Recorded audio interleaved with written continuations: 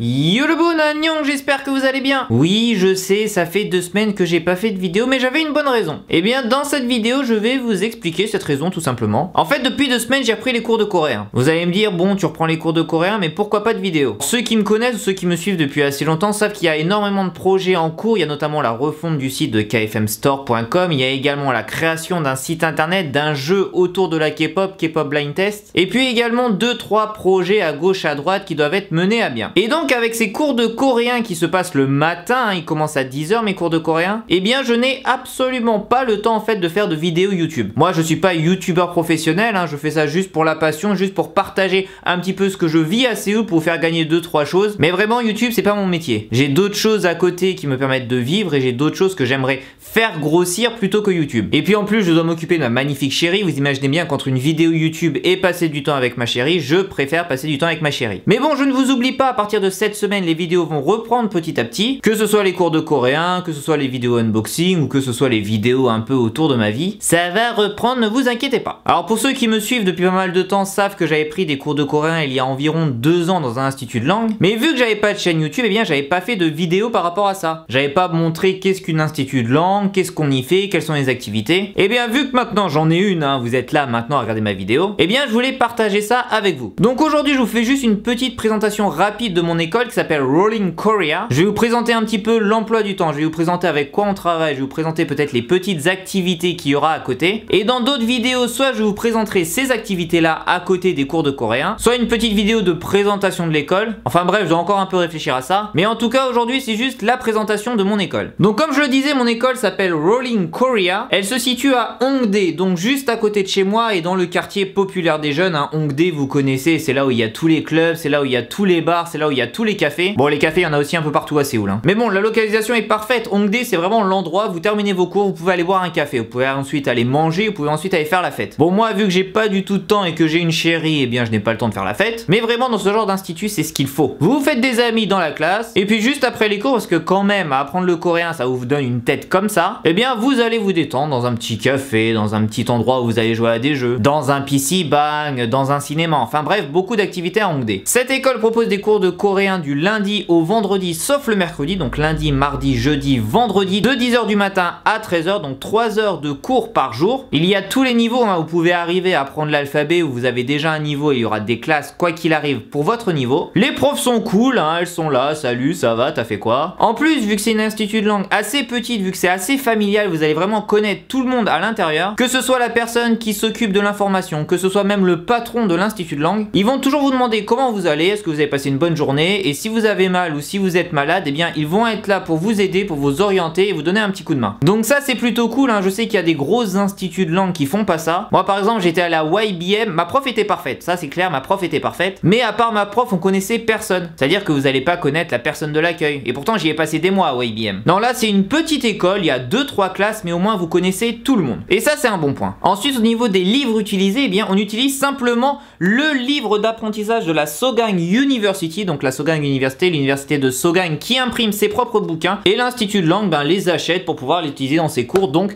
bouquins très professionnels, vous allez apprendre pas à pas plein de règles de grammaire que vous allez adorer, que vous allez rêver le soir. Oh mon dieu que j'aime le coréen. Donc ça on va dire c'est à peu près dans toutes les instituts de langue. Un bouquin pour apprendre, des heures pour apprendre la langue, dans une classe avec une prof. Bref, ça change pas beaucoup des autres instituts de langue. Mais le gros point de cet institut de langue, c'est les activités à côté. Tous les jours vous allez avoir des activités à faire l'après-midi. Par exemple, 2 fois par semaine, vous allez avoir des cours de danse K-pop. Alors j'y suis allé une fois la première semaine parce qu'après j'étais tellement occupé que je ne pouvais pas y aller. Cours très intéressant pendant 1h30 avec une pro, avec un coach professionnel. C'est pas une employée de l'institut de langue qui vient et qui vous dit salut, aujourd'hui on va apprendre la Macarena. Non, c'est vraiment une danseuse professionnelle qui vient, je ne sais pas, d'un studio de Séoul et qui vient vous apprendre pendant 1h30 une danse. Donc moi par exemple quand je suis allé faire ce cours, j'ai appris la chanson Babe de Yuna. Bon, la prof était un peu mal à l'aise, elle était désolée de faire une chorégraphie de fille, mais bon, je me suis déhanché, j'ai fait les petites vagues comme ça sur la chorégraphie, j'étais absolument sexy. Donc ces cours de danse K-pop, c'est 2 fois par semaine, je trouve que c'est un énorme plus par rapport à d'autres instituts qui font pas beaucoup d'activités. Et en plus, il n'y a pas que ça. Tous les jeudis après-midi, il y a une activité spéciale. Par exemple, cette semaine, on avait une petite course en équipe où on devait apprendre à faire du bibimbap. Il va y avoir une vidéo spéciale sur ça, voilà, j'ai un peu filmé notre après-midi course, notre après-midi cuisine. Et donc toutes les semaines, ça change. Cette semaine, ils vont aller à l'émission M Countdown, je crois, pour pouvoir aller voir des artistes K-pop. Et il y a une dernière activité, je ne sais plus c'est quoi, mais il y en a une autre. Et puis le vendredi, eh bien, il y a cours de chant. Alors ça, j'y suis jamais allé parce que je n'ai absolument jamais eu le temps le vendredi, hein. C'est pour moi une des grosses journées au niveau travail. Mais bon, c'est pareil, pendant 1h30, vous allez apprendre avec une professionnelle comment chanter, comment améliorer votre voix. Donc je trouve ça vraiment cool qu'une institut, bah voilà, donne des activités l'après-midi. Non seulement, bah quand vous arrivez à Séoul, ça vous fait des choses à faire, ça vous rapproche bien évidemment de tous les étudiants de l'institut. Et puis si vous aimez danser, si vous aimez chanter, eh bien vous allez améliorer votre niveau. Moi j'ai fait le cours de danse et vraiment avec la professionnelle, c'était vachement cool. Bon, c'est très sportif, hein. J'ai pas fait de sport depuis 1 an et demi, j'ai cru que j'allais crever au bout de 5 minutes. Mais c'était très calé, c'était vraiment très professionnel et tu voyais en tout cas qu'elle avait du niveau. Donc voilà, j'ai appris la fameuse danse de Yuna, très sexy, que peut-être je ne montrerai jamais en vidéo. Donc voilà, dans les jours, semaines à venir, il y aura d'autres vidéos à propos de mon institut de langue Rolling Korea. Je trouve que c'est très important de partager un petit peu notre expérience. Est-ce que c'est une bonne institut? Qu'est-ce qu'il y a à faire dedans? Comment sont les cours? Parce que comme ça, eh bien, vous pouvez vous aussi aller dans une institut de langue et pourquoi pas la même où je suis allé. Comme ça, vous serez pas perdu et vous saurez déjà à quoi ça ressemble. Donc on va faire une petite série, je sais pas, de 2-3 vidéos, ça dépendra du contenu intéressant qu'il y a. Et puis voilà, si vous voulez aller en école de langue, vous regardez ces vidéos et vous faites votre propre choix. Si dans le futur on va dans une autre institut, eh bien je vous présenterai cette nouvelle institut comme je le fais avec Rolling Korea. En tout cas, merci à vous d'avoir regardé cette vidéo. N'hésitez pas à lâcher un maximum de pouces bleus, un maximum de commentaires. Abonnez-vous à ma chaîne si c'est pas encore fait. Nous on se retrouve demain pour une nouvelle vidéo. Neil Tashiman Nayon.